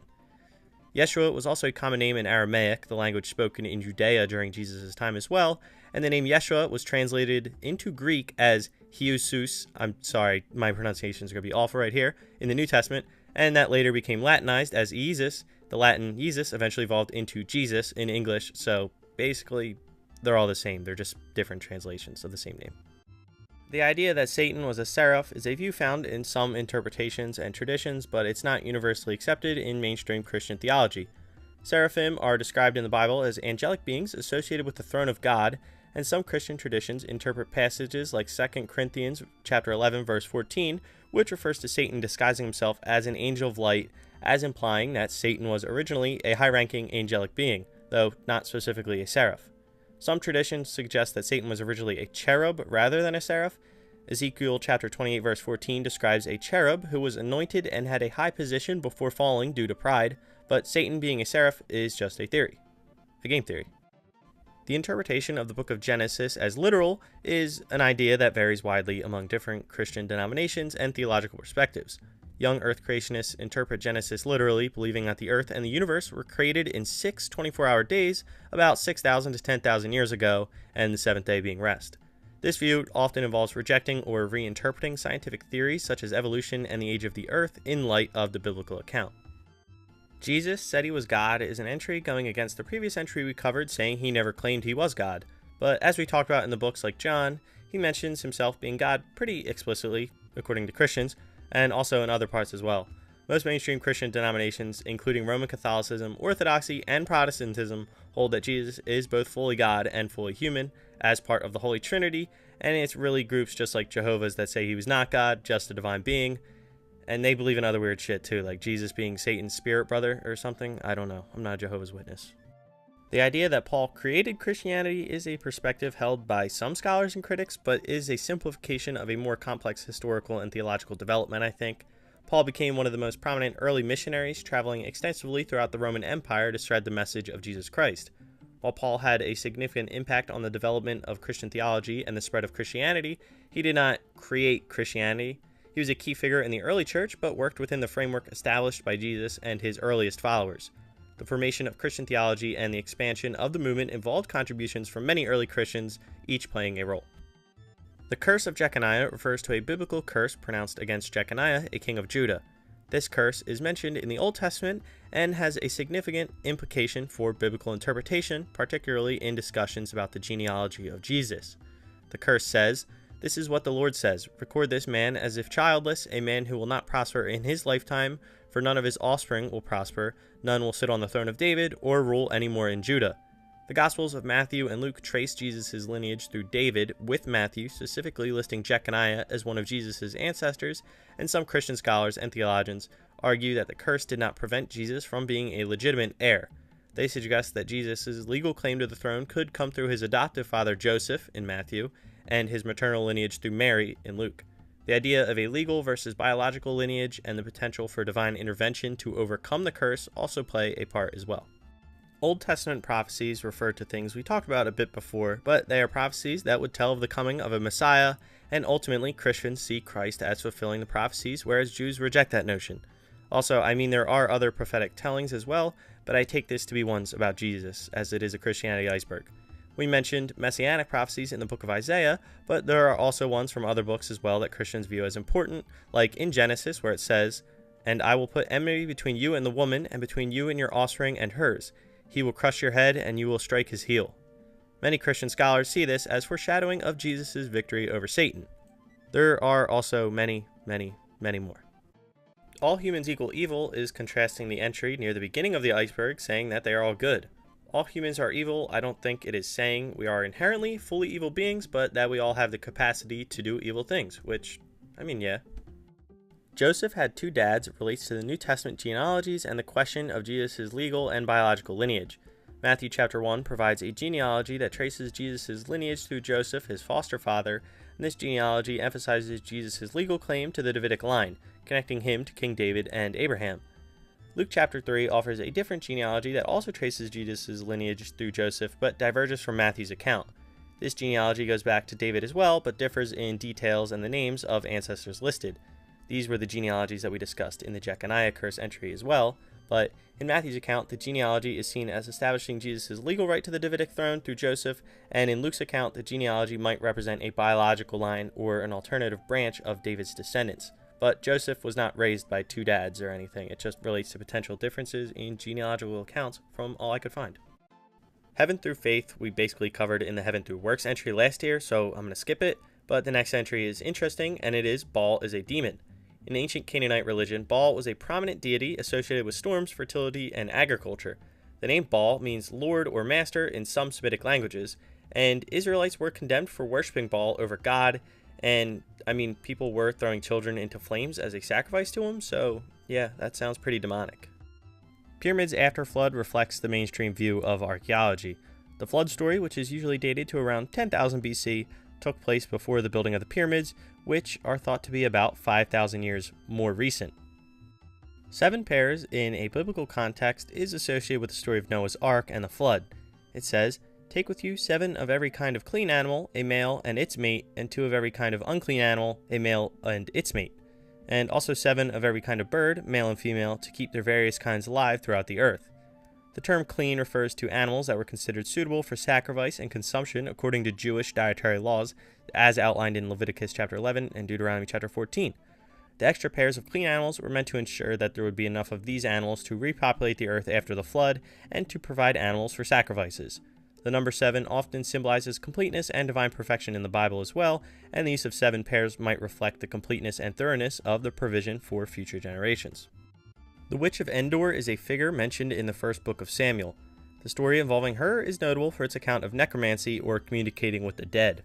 The story takes place during the reign of King Saul of Israel, and Saul is troubled by the Philistine threat and is seeking guidance. However, God is not answering him through dreams, sacred lots, or prophets, and desperate for guidance, Saul disguises himself and visits a medium known as the Witch of Endor to summon the spirit of the deceased prophet Samuel.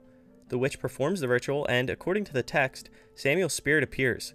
Samuel's apparition foretells Saul's impending defeat and death, confirming that the kingdom will be taken from him and given to David. According to the law of Moses, necromancy and consulting mediums were strictly forbidden, like in Leviticus chapter 19 verse 31 and Deuteronomy chapter 18 verses 10 to 12. Saul himself had previously expelled mediums and spiritists from the land in the first book of Samuel chapter 28, making his visit to the Witch of Endor a significant act of desperation and disobedience. The appearance of Samuel's spirit reinforces the idea that God's will and judgment are unavoidable, regardless of human actions or attempts to circumvent divine authority. Also, come on, using necromancy, that's like things not to do 101, especially in movies. Like, what the hell? Ending tier 7, we have Matthew chapter 10, verses 34 to 36. It reads, "Do not suppose that I have come to bring peace to the earth. I did not come to bring peace, but a sword. For I have come to turn a man against his father, a daughter against her mother, a daughter-in-law against her mother-in-law. A man's enemies will be the members of his own household." In Matthew chapter 10, Jesus is instructing his disciples as he sends them out to preach and heal.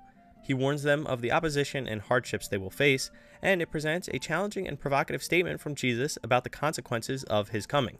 He uses the metaphor of a sword to describe the division that his message will bring, even among close family members. The passage emphasizes the significant impact of his teachings on personal relationships and the cost of discipleship. It serves as a reminder of the priority of commitment to Jesus over other social and even familial obligations. Starting tier 8, we have the Trinity is like a tesseract. A tesseract, or a hypercube, is a 4-dimensional geometric shape, and it extends the concept of a cube into an additional dimension beyond the 3-dimensional space that we experience. The tesseract is used as an analogy to help conceptualize the Trinity by suggesting that just as a tesseract exists in 4 dimensions but can be represented in 3 dimensions, the Trinity exists in a divine dimension beyond human comprehension but can be partially understood through analogies and representations. The book of Revelation, and whether its events have already occurred or are yet to occur, is a topic of significant debate among Christians and scholars. The futurist view holds that most of the events described in Revelation are yet to happen. Proponents believe that the book predicts future events leading up to the end of the world and the second coming of Christ. There are other views about Revelation that we will discuss as we go further down, but the most common, view is that the events will happen in the future, or the events that were described are more symbolic. The belief that we are living in the end times or the last days is a perspective held by various groups within Christianity. This belief is based on interpretations of biblical prophecies, current events, and theological teachings, and the New Testament outlines various signs that are often associated with the end times, including wars, natural disasters, moral decay, and the rise of false prophets. Christian end times teaching often includes the belief in a second coming of Jesus Christ, which is expected to bring about the final judgment and the establishment of God's eternal kingdom, and those who believe we are in those end times will take current events and use them for their beliefs. Next up, we have Revelation is literal, and I'm sorry for all the Revelation-based entries so soon after one another, and I'm also sorry that these entries keep adding S's on the end of Revelation, making it Revelations. It's not my fault, I didn't make the iceberg, but anyway, those who believe Revelation is literal think that things that are said in it are going to physically happen or the like. This includes details such as the rise of the Antichrist, the Great Tribulation, the Battle of Armageddon, and the establishment of a new heaven and new earth. The Antichrist being one who is described as having great authority and power, deceiving many and persecuting believers. He is said to perform signs and wonders to lead people astray. This involves things like the beast from earth and sea, and the mark of the beast as well. The Great Tribulation refers to a period of intense suffering and distress that is said to precede the second coming of Christ and the final judgment. It is marked by natural disasters, wars, and other calamities.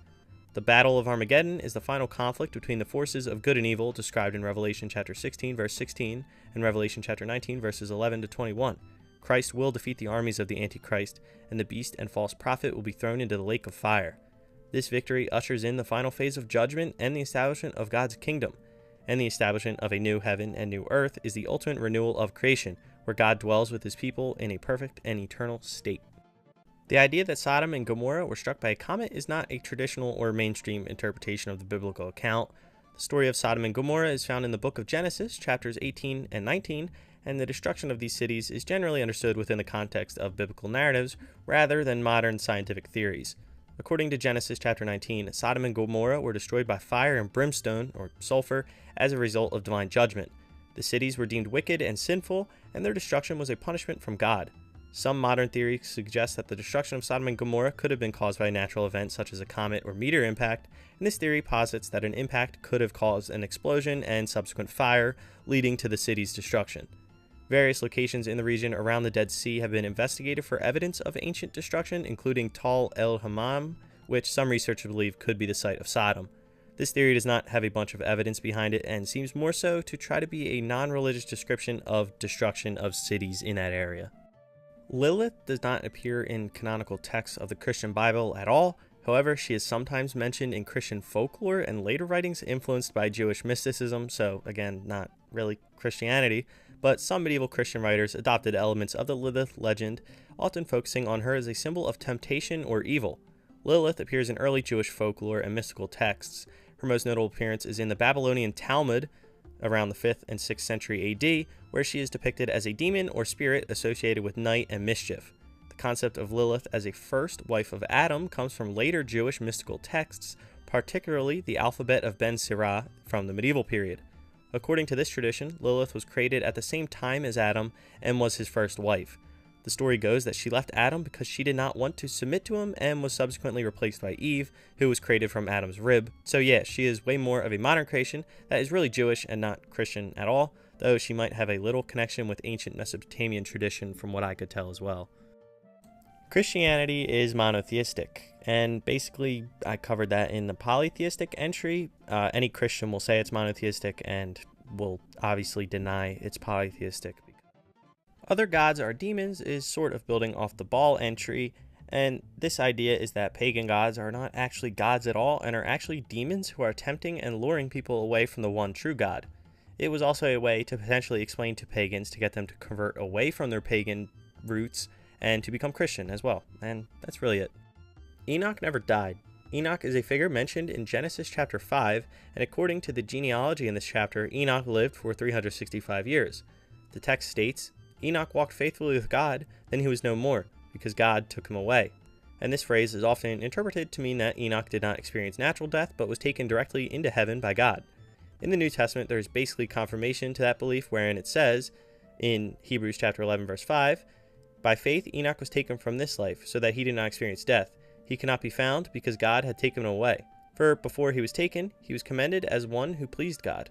Also, I suppose I should mention the Book of Enoch, where it tells of his journeys and visions as well, and where it emphasizes his unique spot that he attained without a normal death. But again, that's more of a Jewish and Ethiopian Christian tradition. Judah and Israel refer to two distinct but related things. The United Kingdom of Israel was established under the rule of King Saul, followed by King David, and reached its peak under King Solomon, approximately 1050 to 930 BC. Jerusalem was the capital as well. After Solomon's death, his son Rehoboam became king. His harsh policies led to a revolt by the northern tribes, and the kingdom split into two, the northern kingdom of Israel, ruled by Jeroboam, and the southern kingdom of Judah, ruled by Rehoboam. The northern kingdom consisted of 10 tribes, while the southern kingdom of Judah was composed of the tribes of Judah and Benjamin. And for the kingdom of Israel, after the split, the capital was initially Shechem, then Tirzah, and finally Samaria. The northern kingdom was home to notable prophets such as Elijah, Elisha, Amos, and Hosea. Then, the northern kingdom of Israel fell to the Assyrian Empire in 722 BC. Many Israelites were exiled, and the population was mixed with other peoples, leading to the formation of the Samaritans, or the lost tribes of Israel is another theory related to that. And for the southern kingdom of Judah, the capital remained Jerusalem, and unlike the northern kingdom, Judah maintained the Davidic dynasty with kings descended from David's lineage. Prophets like Isaiah, Jeremiah, Micah, and Habakkuk were active in Judah, and Judah was conquered by the Babylonian Empire in 586 BC. Jerusalem was destroyed, and many inhabitants were exiled to Babylon. This event is known as the Babylonian captivity. In 539 BC, the Persian king Cyrus the Great allowed the exiles to return to Judah. The temple in Jerusalem was rebuilt, aka the Second Temple, and the Jewish community began to reestablish itself with people like Ezra and Nehemiah. The Second Temple was then destroyed in about 70 AD. Jesus had a brother refers to Matthew and Mark, wherein they say and mention things like, "Isn't this the carpenter's son? Isn't his mother's name Mary? And aren't his brothers James, Joseph, Simon, and Judas? Aren't all his sisters with us?" The Catholic and Eastern Orthodox churches traditionally interpret these references as either Jesus' cousins, or maybe step-siblings, or just people that are close to him, which maintains the doctrine of perpetual virginity for Mary. Many Protestant denominations accept the plain reading of these texts, interpreting these individuals as Jesus' biological siblings, children of Mary and Joseph. Unsurprisingly, there is a lot of debate on this subject between non-Protestants and Protestants. Jesus was buried on a Wednesday. This interpretation arises from different ways of understanding the 3 days and 3 nights Jesus said he would be in the heart of the earth for. Jesus dies and is buried before sundown on Wednesday. Thursday, the first day, is a high Sabbath, the first day of unleavened bread, a special Sabbath. Friday is the second day. Saturday, the regular weekly Sabbath, is the third day. Jesus rises after sunset on Saturday, which is the beginning of Sunday according to Jewish reckoning, and the evidence from early Christians, though, is that he was buried on Friday, and this Wednesday thing I think might be looking too deep into it, guys. I'm not gonna lie. Isaiah chapter 53 was already on this iceberg 2 tiers ago, so I'm skipping that and moving on to Hell is dark and separation from God. References to hell's darkness in Christianity can be found in Matthew chapter 8 verse 12, where it says, "But the subjects of the kingdom will be thrown outside into the darkness, where there will be weeping and gnashing of teeth." And Jude chapter 1 verse 13 describes false teachers as wild waves of the sea foaming up their shame, wandering stars for whom blackest darkness has been reserved forever. While heaven is described as a place of eternal communion with God, hell is characterized by the absence of God's presence in the Bible, and Christian writers such as St. Augustine and St. Thomas Aquinas emphasized hell as a state of separation from God, highlighting the torment of being cut off from divine love. Ending tier 8, we have Melchizedek equals Jesus. The theory that Melchizedek is a pre-incarnate appearance of Jesus Christ, also known as a Christophany, which we'll talk about later, is a viewpoint held by some Christian theologians and scholars.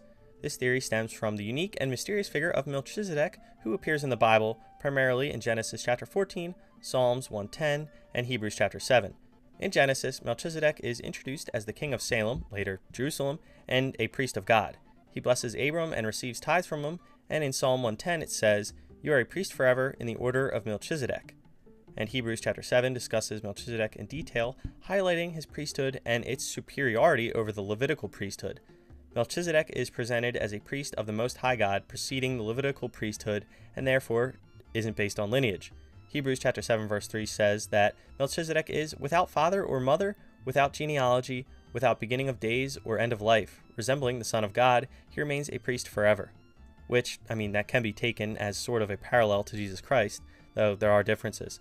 Some scholars argue that Melchizedek and Jesus are not distinct figures, and Melchizedek is a type of Christ or Savior, whereas most would say they are 2 distinct people, and that Melchizedek is not Jesus Christ, but perhaps a prefigurement in a way that just signified his coming or indicated it. Starting tier 9, we have 400 years from flood to Peleg. The timeline from the flood to the time of Peleg in the Bible is based on genealogical information from the book of Genesis, and after the flood, Noah's sons, Shem, Ham, and Japheth, repopulated the earth. The genealogies of these sons are detailed in Genesis chapter 10, where Peleg is introduced as a descendant of Shem. Genesis chapter 11 verses 10 through 26 provides the genealogy from Shem to Peleg, including the generations in between. The generations from Noah to Peleg go like this: Noah, Shem, Arphaxad, Shelah, Eber, and then Peleg. Shem was 100 years old when he fathered Arphaxad, 2 years after the flood. The text continues with ages for Arphaxad, Shelah, and Eber, and Peleg, providing a cumulative total, which works to about 400 years. Nothing complex about this entry, but just to remember the ages of men were different than they are today, and it says they lived way longer lives. Genesis is multiple books smashed together is an idea that Genesis is a compilation of multiple sources or books, and that is a view supported by the documentary hypothesis, a theory in biblical scholarship. This hypothesis suggests that the Pentateuch, or the first 5 books of the Old Testament, including Genesis — I don't think this theory is just about Genesis — is a composite work made up of different sources woven together over time.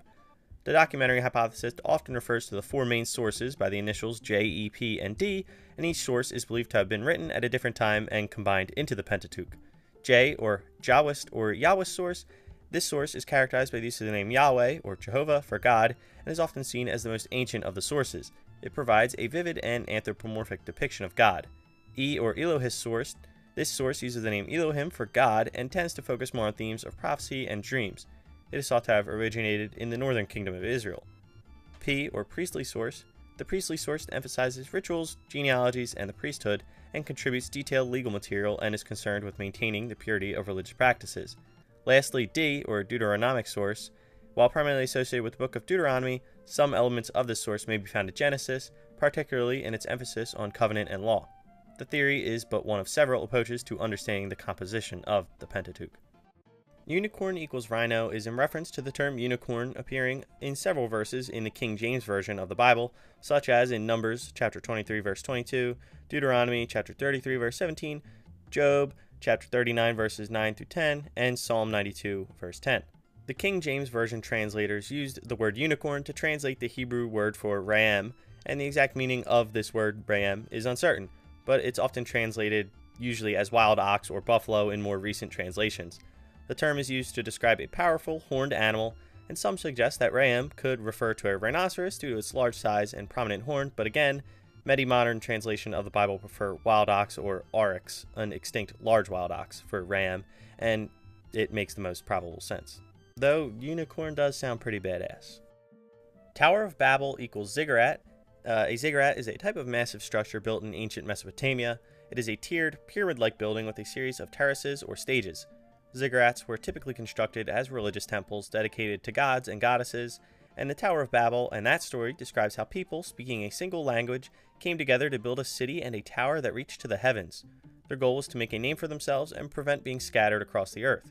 God intervened by confusing their language, causing them to stop building the tower and scattering them across the earth. The Tower of Babel story is set in the land of Shinar, which is generally identified with ancient Mesopotamia, where ziggurats were prominent. The story of the Tower of Babel may have been influenced by the prominent ziggurats of ancient Mesopotamia. The Babylonians, in particular, were known for their large ziggurats like the Anunnaki, Civ 6 reference, which is sometimes associated with the biblical Babel, but other than that, there's not much. The theory that Enoch is identified with Metatron is a concept found in some Jewish mystical traditions, particularly within Kabbalah and other certain mystical texts. In Jewish mysticism, usually Kabbalah, which I just said, or Merkaba, or chariot mysticism, Metatron is a prominent angelic figure who serves as a celestial scribe or the angel of the presence. He is often depicted as the highest of angels and acts as a mediator between God and humanity. The primary source for this identification is the mystical text known as 3rd Enoch, a text from the early Jewish mystical tradition. According to 3rd Enoch, Enoch was transformed into Metatron after his ascension to heaven. The identification of Enoch with Metatron is a development that comes from Jewish mystical texts and apocryphal literature rather than from canonical texts, and is much more recent than even the New Testament, and again, is not Christian at all. The last words of Jesus Christ before his death on the cross are recorded in the New Testament of the Bible, typically ordered in a sequence of his last few sayings or words. Father, forgive them, for they know not what they are doing, Luke chapter 23, verse 34. Truly, I tell you, today you will be with me in paradise, Luke chapter 23, verse 43. Woman, here is your son, John chapter 19, verses 26 and 27. My God, why have you forsaken me, Matthew chapter 27, verse 46, and Mark chapter 15, verse 34. I am thirsty, John chapter 19, verse 28. It is finished, John chapter 19, verse 30. And lastly, Father, into your hands I commit my spirit, Luke chapter 23, verse 46. These last sentences are just compiled into words in the sense they were his final sayings. They reflect the intense suffering he experienced and his fulfillment of Old Testament prophecy, and they also show the love for humanity and what he was going through while pinned to the cross. Behemoth equals elephant, and the identification of the behemoth as an elephant is one of several interpretations of the creature described in the Bible. The behemoth is mentioned in Job chapter 40 as one of the creatures God created, described in terms that emphasize its immense size and power. The description of the behemoth's tail as like a cedar tree has led some to identify it with an elephant, but they have big trunks, so I don't know. whatever. But the behemoth's large size and diet of grass also fit with characteristics of an elephant. Some suggest other animals like hippos, but others suggest that the behemoth is a mythical or symbolic creature representing a powerful and untamable beast, reflecting God's creative power. 13 tribes we basically talked about when we covered the Lost Tribes entry, but it can be covered a bit more. Traditionally, Israel is considered to have 12 tribes, each descended from one of the 12 sons of Jacob, whose name was changed to Israel. The 12 tribes again are Reuben, Simeon, Levi, Judah, Dan, Naphtali, Gad, Asher, Issachar, Zebulun, Benjamin, and Joseph, with his two sons Ephraim and Manasseh, often being treated as separate tribes. In terms of a 13th, there are the Levites, though they were not allocated a specific territory but were given cities among the other tribes, and this special status led to some variations in how the tribes are counted. Also, Joseph's two sons, Ephraim and Manasseh, were each considered heads of their own tribes, and this effectively increases the number of tribes counted in some contexts, particularly in the division of land. Mark chapter 6, verses 14 through 26 recounts the story of the death of St. John the Baptist, detailing the events leading up to his execution. Verses 14 through 16, the report of Jesus' deeds. King Herod hears about the miracles and teachings of Jesus and becomes worried, thinking that John the Baptist had been raised from the dead. Herod had previously executed John, so he is troubled by the reports. Some people speculate that Jesus might be Elijah, while others think that he might be a prophet like one of the old ones. Verses 17 through 20, the story of John the Baptist's imprisonment, where Herod had John the Baptist arrested and bound in prison. The reason for this was because John had condemned Herod's marriage to Herodias, his brother Philip's wife, as unlawful. Herodias harbored a grudge against John and wanted to kill him, but she was unable to because Herod was afraid of John and regarded him as a righteous and holy man. Verses 21 through 26, the execution of John the Baptist. An opportunity to kill John arises during Herod's birthday banquet. Herodias' daughter, traditionally known as Salome, dances for Herod and his guests, pleasing Herod greatly. Herod promises Salome that she can ask for anything she wants, so she consults her mother, and her mom instructs her to request the head of John the Baptist on a platter. Herod is deeply distressed by this request, but feels compelled to fulfill it because of his oaths and the presence of his guests, and then John is executed. The idea that the rainbow is equivalent to God's bow comes from the biblical account of Noah and the flood. After the flood, God makes a covenant with Noah and all living creatures to never again destroy the earth with a flood. As a sign of this covenant, God sets the rainbow up in the sky. The term God's bow is often interpreted as a reference to an archer's bow, not like a knot-type present bow, and the rainbow is viewed as a symbol of peace and reconciliation. Instead of a weapon, the rainbow serves as a reminder of God's mercy and his promise of protection. The idea that Israel, the people in this sense, did not forget Joseph is reflected in the book of Exodus. Joseph, one of the 12 sons of Jacob, again, whose name was changed to Israel, plays a crucial role in the history of Israel. He was sold into slavery by his brothers, rose to power in Egypt, and eventually saved his family from famine by bringing them to Egypt. The book of Exodus begins with the Israelites in Egypt, but it is clear that they were initially welcomed due to Joseph's high position and the favor he had with Pharaoh. However, over time, the memory of Joseph's contribution fades. A new Pharaoh arose who did not remember Joseph or his contributions, leading to the Israelites being oppressed and enslaved ultimately. Despite the Israelites' suffering, the story emphasizes that God's promises to Abraham, Isaac, and Jacob will be fulfilled. The narrative unfolds with God raising up Moses to lead the Israelites out of Egypt, reaffirming his covenant. Revelation is currently happening is similar to the entry that we are in the end times. Some contemporary readers and groups may interpret current global events such as conflicts, natural disasters, wars, political changes as aligning with the prophecies described in Revelation. That's basically it. We discussed most of it with the We Are in the End Times entry. Neon Genesis Evangelion is canon is, from what I can tell, mostly a joke. I've never seen the show, but from what I have looked into, the show and manga, I guess, contain a lot of religious symbols like crosses, angels, and references to biblical or apocryphal texts. Besides Christianity, Neon Genesis might draw from a range of mythologies and philosophies, including Kabbalah, Gnosticism, and Shinto beliefs. Again, I've not seen it, at least not yet. Upside-down crucifixion is associated with St. Peter. According to Christian tradition, St. Peter was crucified upside down in Rome, and this form of execution is said to reflect his humility and unworthiness to be crucified in the same manner as Jesus Christ.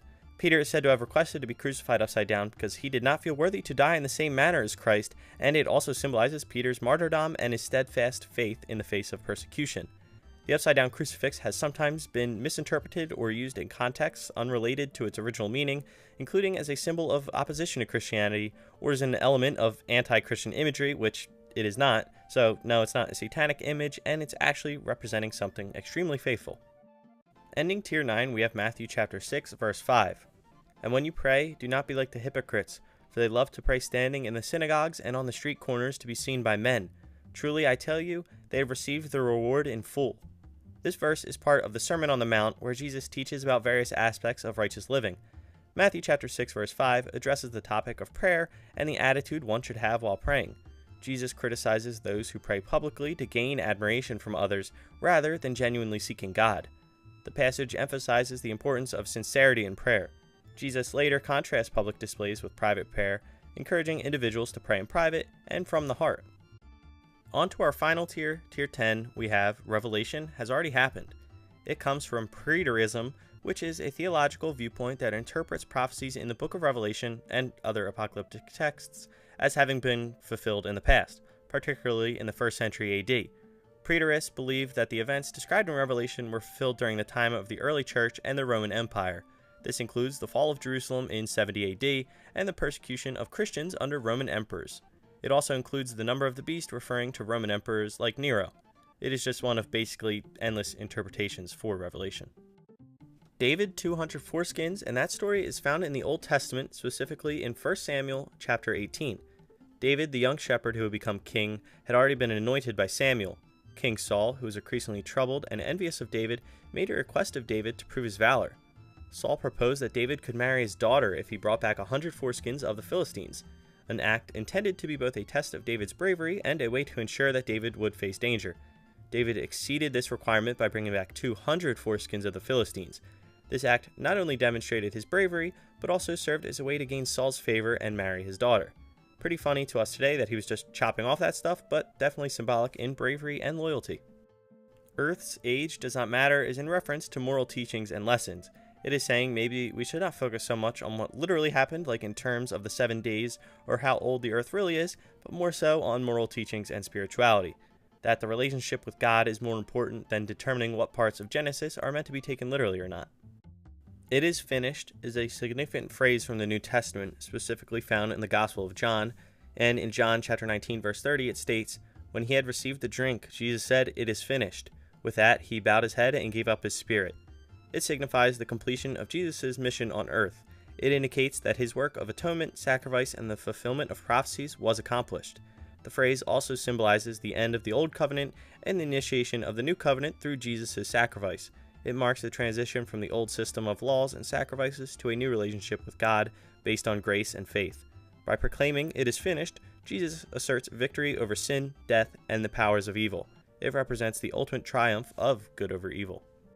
The claim that James tried to kill Paul is not supported by the canonical text of the New Testament, from what I could tell. In Acts 15, there was a significant debate among early Christians about whether Gentile converts to Christianity should follow Jewish laws or not. Paul and Barnabas argued that imposing Jewish laws on Gentiles was unnecessary and contrary to the gospel of grace.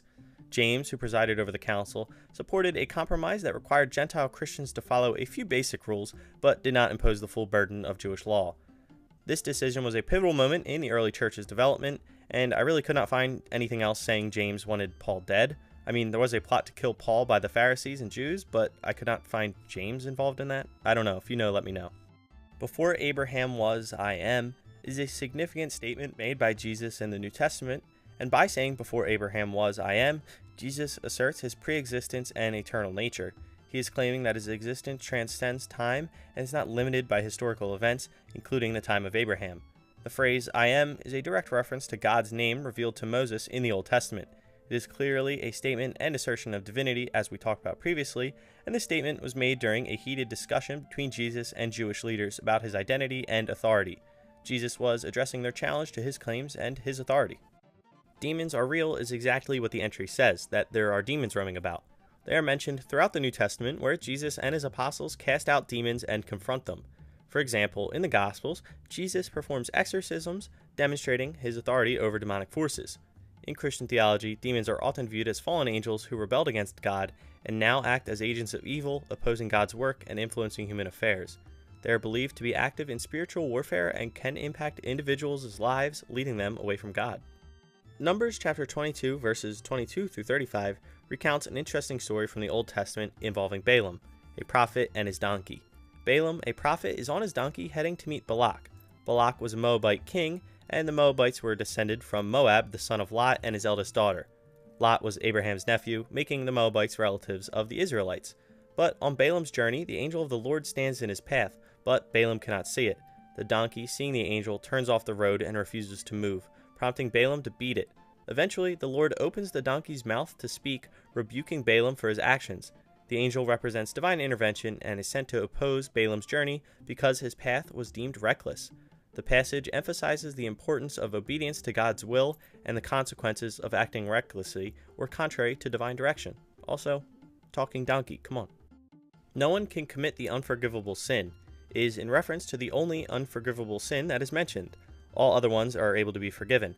Matthew chapter 12, verse 31 and 32 says, "And so I tell you, every kind of sin and slander can be forgiven, but blasphemy against the Spirit will not be forgiven. Anyone who speaks a word against the Son of Man will be forgiven, but anyone who speaks against the Holy Spirit will not be forgiven, either in this age or in the age to come." In these passages, Jesus addresses the Pharisees' accusations that he was casting out demons by the power of Satan. He responds by saying that attributing the work of the Holy Spirit to evil forces is a grave offense. The unforgivable sin is often interpreted as a deliberate and ongoing rejection of the Holy Spirit's testimony about Jesus and the work of salvation. It involves a hard-hearted denial of God's grace and forgiveness. Many Christians are concerned about committing this sin and may fear that they have done so. However, many theologians argue that if someone is worried about having committed the sin, it is a sign that they have not, as the unforgivable sin is marked by a complete and final rejection of God. Christophany in the Old Testament. Christophany refers to the appearance of Christ in the Old Testament before his incarnation in the New Testament. Although the term Christophany is not used in the Bible itself, it is a theological concept used to describe pre-incarnate appearances of Jesus. The term angel of the Lord appears frequently in the Old Testament and can be considered a manifestation of Christ, I guess. And in the story of Shadrach, Meshach, and Abednego, who are thrown into a fiery furnace, a fourth figure is seen walking with them who appears, quote, like a son of the gods, unquote. This figure can be interpreted as a Christophany, representing Christ protecting the three men from harm. Joshua encounters a mysterious figure who identifies himself as the commander of the Lord's army. This figure receives worship from Joshua, which is not typical of an angel, and it can be understood to be a pre-incarnate appearance of Jesus as well. Also, Melchizedek, who we talked about, can be thought to be one as well, sometimes. Isaiah describes a vision of the Lord seated on a high and lofty throne, and while not explicitly identified as a Christophany, this vision is interpreted by some as a pre-incarnate appearance of Christ, especially since John chapter 12 verse 41 references Isaiah's visions as seeing Jesus' glory. Free will. Free will is the concept that individuals have the ability to make choices that are not predetermined by prior causes or divine intervention. In the context of Christianity, free will is a significant theological and philosophical topic and is often discussed in relation to God's sovereignty, human responsibility, and moral accountability. In Christian theology, God is sovereign and omniscient, meaning he has complete control over the universe and knows all that will happen. The question arises about how free will can coexist with God's sovereignty. Some theologians argue that human free will and divine sovereignty are compatible. They believe that God, in his omniscience, knows all possible choices people could make and still allows them to make free decisions. Christian doctrine generally holds that humans are accountable for their choices. This is evident in the teachings about sin, judgment, and the need for repentance and forgiveness. St. Augustine of Hippo emphasized that free will is a gift from God, but is also affected by original sin. Augustine believed that while humans have free will, it is impaired by the sin, and only God's grace can restore it. John Calvin and Calvinists often emphasize God's absolute sovereignty, which can lead to a view of predestination. Some Calvinists hold that while humans appear to have free will, ultimately, God's will determines the outcome of all events, so free will is even debated within differing denominations. Revelation chapter 12 is a chapter in the New Testament's book of Revelation that describes a vision experienced by the author John. It is rich in symbolic imagery and is often interpreted in various ways within Christian end-time study. A great sign appears in heaven, a woman clothed with the sun, with the moon under her feet, and a crown of 12 stars on her head. This woman is often interpreted as representing Mary, Israel, or / the church. Another sign appears, a great red dragon with 7 heads and 10 horns, and 7 crowns on its heads, who represents Satan. There is also a battle in heaven described where Michael and his angels fight against the dragon and his angels. The dragon is defeated and cast out of heaven to the earth.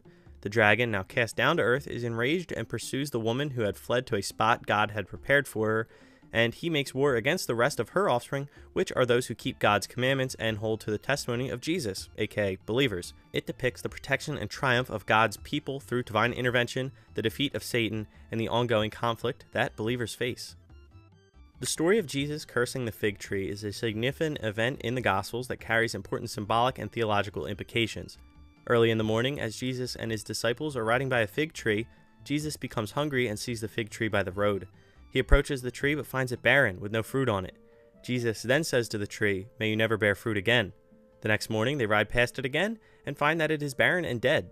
The fig tree, which appeared to be fruitful because of its leaves, but was actually barren, can be symbolizing those who outwardly appear righteous but lack true spiritual fruitfulness. Jesus' curse on the tree represents judgment on such false appearances. In the context of the Gospels, especially in the final week of Jesus' life, the fig tree is often interpreted as a symbol of Israel. The tree's barrenness and subsequent withering represent the judgment on Israel for not bearing the fruit of righteousness and failing to recognize Jesus as the Messiah. The cursing of the fig tree is closely related in time to the cleansing of the temple in Jerusalem. Both events symbolize judgment on the religious institutions and practices that are not genuine or faithful. Ending the iceberg, we have God's name, do not recite. It's an entry talking about the reverence that people have for the name of God. As we talked about, the ancient Hebrews did not pronounce his name, and it was subsequently lost and later rebuilt. In Christianity, Christians often use titles and descriptors for God, such as Father, Lord, or Almighty, out of respect and reverence. The use of God's name is approached with care to ensure that it is used appropriately and not in vain. To end it, one of the 10 Commandments states, "You shall not misuse the name of the Lord your God, for the Lord will not hold anyone guiltless who misuses his name." This commandment emphasizes the importance of treating God's name with respect and avoiding any form of disrespect or trivialization. Alright, well, that about does it, people, for my longest video by far. I thank you so much for watching and supporting the video and the channel in general. If you'd like to subscribe and like the video, it would be greatly appreciated, though if not, that's cool too. I'm not a theologian, so I may have gotten things wrong, and I know religion can be a touchy subject, but this iceberg was just for fun and to inform in the best way that I could. I do wish it covered more things like Joseph of Arimathea, for example, and just the more out there theories, but my Abrahamic iceberg video did some of that, so check out that if you'd like too. And if I got things wrong again, feel free to let me know. Otherwise, I would love to hear your thoughts in general about the video, but enough rambling from me. Thank you all again for watching, and have a great day, you beautiful people. Goodbye.